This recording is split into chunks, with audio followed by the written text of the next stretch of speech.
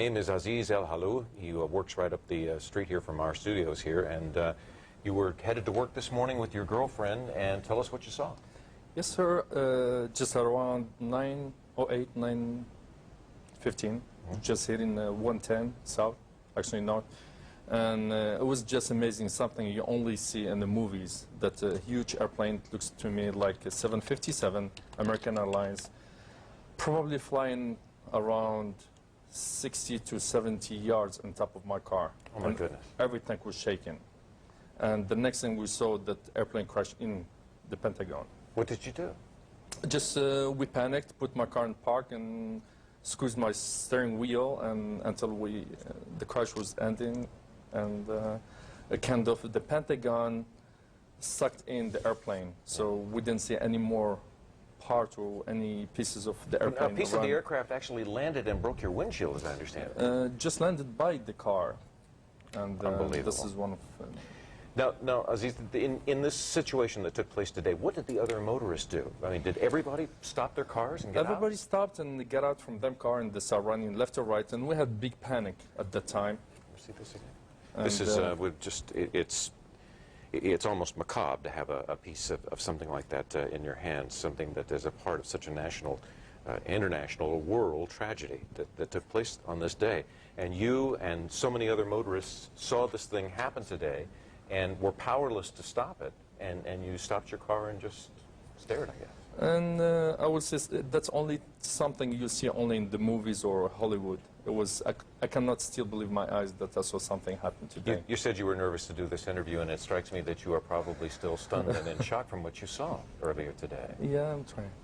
So tell me, what happened after that? How long did you stay before you left? We spent a good 20 minutes by the Pentagon, then suddenly the police and military police start evacuating every person around there. And most of the cars, they had the front windshield broken because of the noise of the airplane.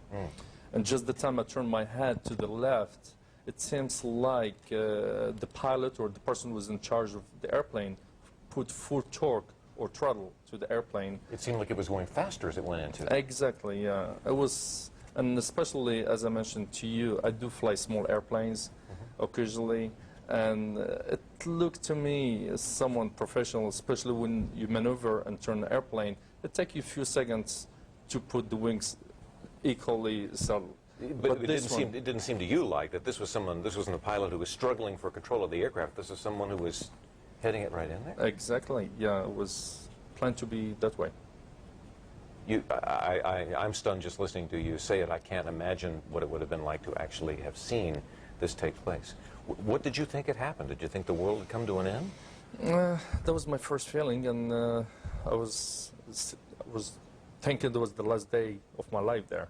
And just the way how I looked at the airplane looked like the end or the rear of the airplane gonna land it in my car. Hey, did you have any news radio on or anything? Were you aware of what had taken place in New York? Matter of fact, I was listening to the news at that time. And were they talking about what had taken place? They were talking about the World Trade Centers and... And then to have that right in front of your eyes. It's unbelievable. Like I mentioned, it's something you just watch and see in the movies.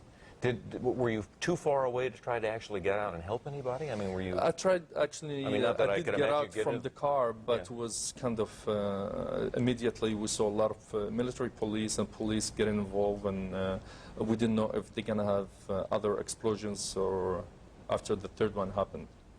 You've had some hours now since that took place, Aziz. Tell me what you're feeling now about this whole thing. I'm still nervous. I cannot believe my eyes that I saw that. What about the entire series of incidences that began this morning? I mean, how are you feeling about that? Unfortunately, it's sad. This is a incredibly tragic day in this country's history, in world history, to have something like this happen. And I wonder, as you try to put this at some place in your mind where you can kind of grasp it and deal with it, I wonder if you sense that it's going to take a long time to get over.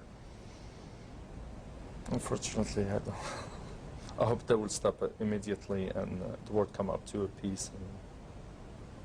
Aziz Hallan, thank you very much. I appreciate you coming by.